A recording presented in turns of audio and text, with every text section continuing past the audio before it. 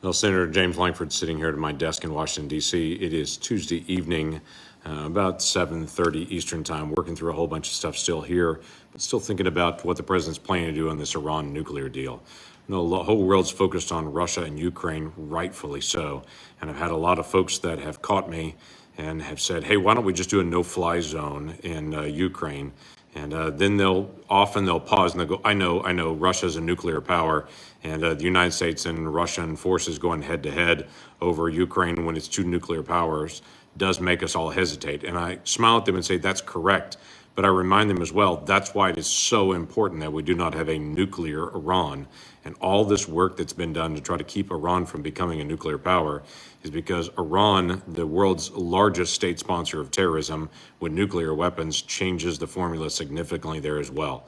That's why the Trump administration was so tough on Iran, to be able to do the maximum pressure campaign, to be able to make sure that we keep the focus on the Iranian regime and to be able to prevent them from having a nuclear weapon by keeping additional sanctions pressure there.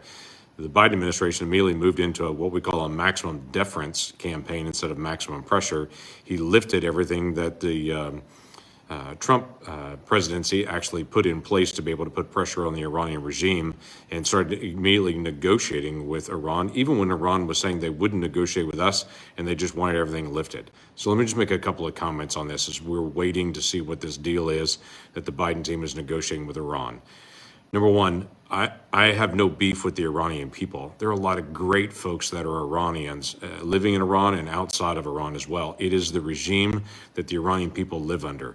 We've seen it even in the past decade, the people of Iran try to rise up against their murderous regime, and we've seen the regime just crush them in the streets for that.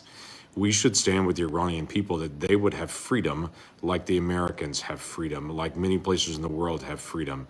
This is not about the Iranian people, but this is about the regime that has proven to be the largest state sponsor of terrorism in the world.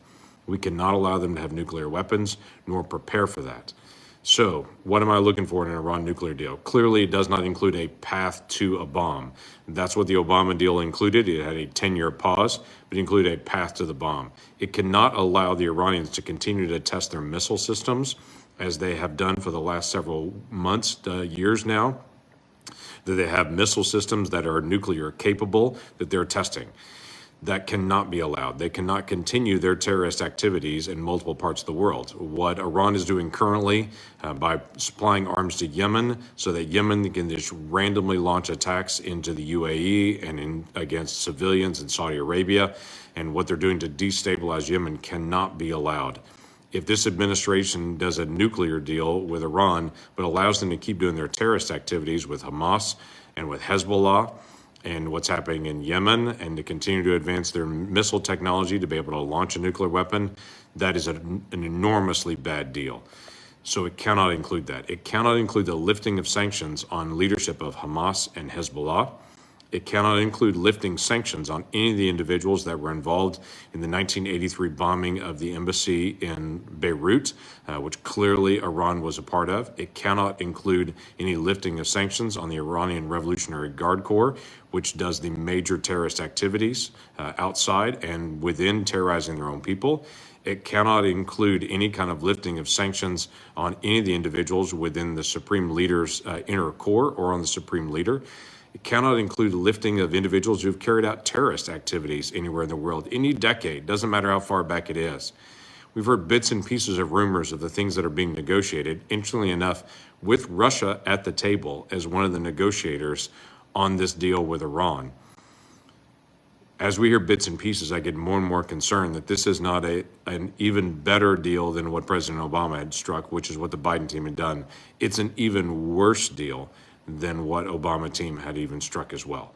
So I want to be able to make it very clear as we're continuing to be able to push back and to be able to identify the areas of weakness in all the previous nuclear deals. Iran cannot be allowed to be a nuclear power.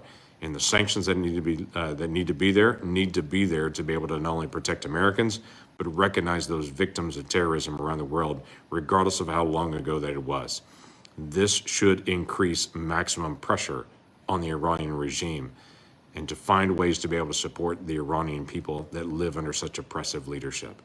So we should do a deal with Iran, but it should be the right deal, and it should actually be one that actually stops their nuclear activities, shows real enforcement, shows real transparency, and doesn't allow them to continue on their terrorist activities in other parts of the region and other parts of the world.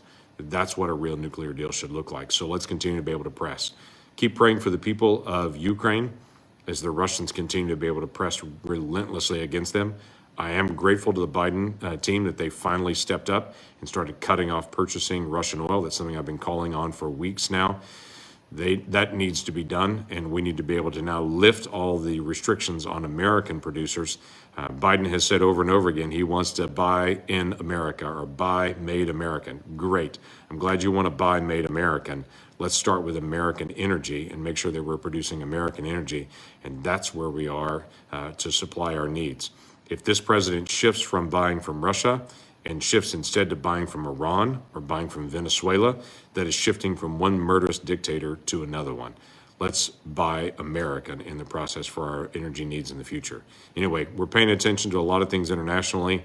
I want to just give you a quick update and push on this issue because I'm hearing more and more that they're starting to get close to a negotiated finish with Iran. It needs to be a deal that makes sure that we keep the real pressure on that regime as well for the days ahead.